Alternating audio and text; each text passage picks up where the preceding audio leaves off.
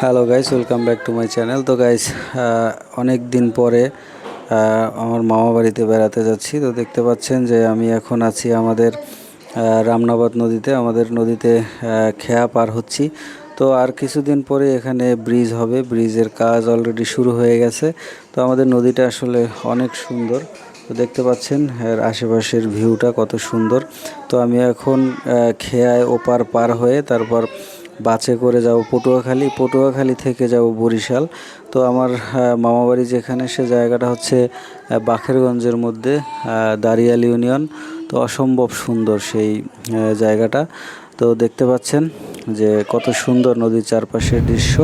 তো বাসে যাচ্ছি। বাসে আসলে এখন ঈদের সময় আমাদের এখান থেকে যাওয়ার জন্য লোকজন অনেক কম, কিন্তু এইদিকে আসার সময় অনেক লোক। তাই দেখতে পাচ্ছেন বাসটা একদম ফাঁকা।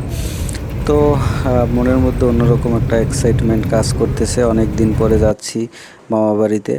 তো ফ্যামিলির সবাইকে নিয়ে যাচ্ছি, অনেক মজা করব এবং ঈদের এই কয়েকটা দিন সেখানে আমরা বেড়াবো।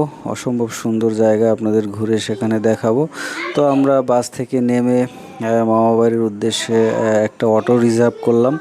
তো এই অটো ধরে আমরা চলে যাব একটা নদীর পাড়ে, নেয়ালগঞ্জ যে নদীটার ঘাটের নাম, সে ঘাটটা, সেখানে ফেরি আছে। তো ফেরি পার হয়ে আমরা আবার অটোতে যাব। দেখতে পাচ্ছেন এই রাস্তাটার চারপাশের দৃশ্য, মানে এখানে যাওয়ার সময় অনেক সুন্দর দৃশ্য চারপাশে চোখে পড়বে, যা চোখ জুড়িয়ে যাবে আপনাদের। অসম্ভব সুন্দর এই চারপাশের দৃশ্যটা, এবং এই রাস্তাটা অনেক সুন্দর। তো মূলত এই রাস্তাটা হচ্ছে বরিশাল যে কাউয়ার চর নামে যে খেয়াঘাটটা আছে, সেখান থেকে সোজা যে রাস্তাটা চলে আসছে জিরো পয়েন্ট নামে, সেখানকার রাস্তা, এবং ভার্সিটি, বরিশাল ভার্সিটির পাশ দিয়ে মূলত এই রাস্তাটা। তো আমরা সেই রাস্তা ধরে যাচ্ছি। আর কিছুক্ষণের মধ্যে আমরা সেই ঘাটে পৌঁছে যাব। তো দেখতে পাচ্ছেন যে এখানে অটোতে বসে সুন্দর একটা দৃশ্য উপভোগ করতেছি। তো দেখতে পাচ্ছেন আমার ফ্যামিলির সবাই একই অটোতে আছি। অসম্ভব সুন্দর এই জার্নিটা, অসম্ভব সুন্দর এই চারপাশের দৃশ্যটা। দেখতে পাচ্ছেন রাস্তার দুই পাশে কত সুন্দর মনোমুগ্ধকর সবুজে ঘেরা গাছ। তো দেখতে পাচ্ছেন। তো বন্ধুরা, আমার মামা বাড়িতে যাব এবং সেখানকার পরিবেশ আপনাদের ঘুরিয়ে দেখাবো। সেখানে মূলত আমার ছোটোবেলাতে আমি বড়ই হয়েছি সেখানে, মানে আমার ছোটোবেলার বেড়ে ওঠাই সেখানে, অনেক স্মৃতি সেখানে আছে। সেই জায়গাগুলোতে যাব এবং ঘুরবো, আপনাদেরও দেখাবো। তো বলতে বলতে আমরা খুব কাছাকাছি চলে আসছি সেই নেয়ালগঞ্জ ফেরিঘাটের কাছাকাছি। তো এই নেয়ালগঞ্জ ফেরিঘাটে যাওয়ার সময় রাস্তার দুই পাশে অনেক সুন্দর দৃশ্য দেখতে পাবেন, যেমন গ্রামীণ ঘরবাড়ি, সবুজ প্রকৃতি, তার মাঝখান দিয়ে বয়ে গেছে রাস্তা। অসম্ভব ভালো লাগে এই রাস্তাটা চলাচল করতে। তো দূরে দেখতে পাচ্ছেন নদী দেখা যাচ্ছে। মনে হচ্ছে যে আমরা নদীর খুব কাছাকাছি চলে আসছি, এরকম একটা অবস্থা। তো চলতে চলতে আসলে আমার সেই পুরনো দিনের কথা মনে পড়ে গেল, যে আসলে জীবনের অনেকটা সময় এখানে কাটাইছি, আমার শৈশব এখানে কাটছে। অনেক সুন্দর এই এলাকাটা, পরিবেশটা। তো আসলে আগে যেরকম ছিল, আমি যখন ছোটোবেলায় এখানে ছিলাম, সেখানকার দৃশ্যপট আর এখনকার দৃশ্যপট পুরোপুরি আলাদা। অনেক উন্নতি হয়েছে। দেখতে পাচ্ছেন এখানে আগে খেয়া ছিল, তারপর ফেরি আসছে, ফেরির পরে এখন ব্রিজ। আর কিছুদিনের মধ্যে হয়তো বা এই ব্রিজটি কাজ শেষ হবে এবং এই ব্রিজের উপর থেকেই আমরা যাতায়াত করতে পারবো। তো এই ব্রিজটা যেখানে অবস্থিত সেটা হচ্ছে নেয়ালগঞ্জ। তো বন্ধুরা, দেখতে দেখতে আমরা আমার সেই মামাবাড়ির কাছাকাছি চলে আসছি।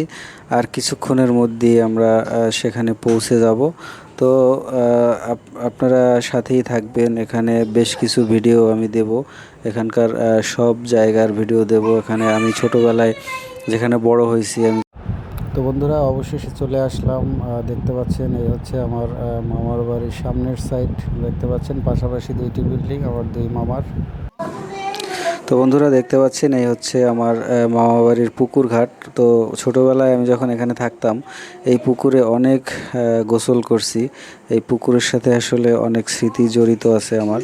তো সেই পুকুর পাড়ে আসার পরে আমার সেই ছোটোবেলার স্মৃতিগুলো মনে পড়ে গেল। তো দেখতে পাচ্ছেন কত সুন্দর সবাই মিলে এই পুকুরে গোসল করতেছে। তো আমার মেয়ে দেখতে পাচ্ছেন, সে এরকম একটা পুকুরের পরিবেশ পেয়ে অনেক এনজয় করতেছে।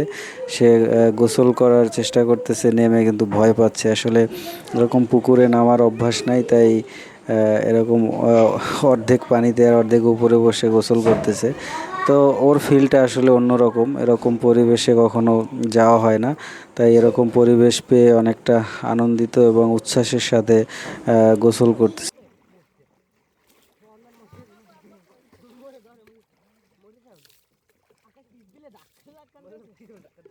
তো বন্ধুরা দেখতে পাচ্ছেন যে মাটির চুলায় রান্না হচ্ছে, অসম্ভব সুস্বাদু এই রান্না খেতে। তো একটু পরেই আমাদের খাওয়া দাওয়া শুরু হবে।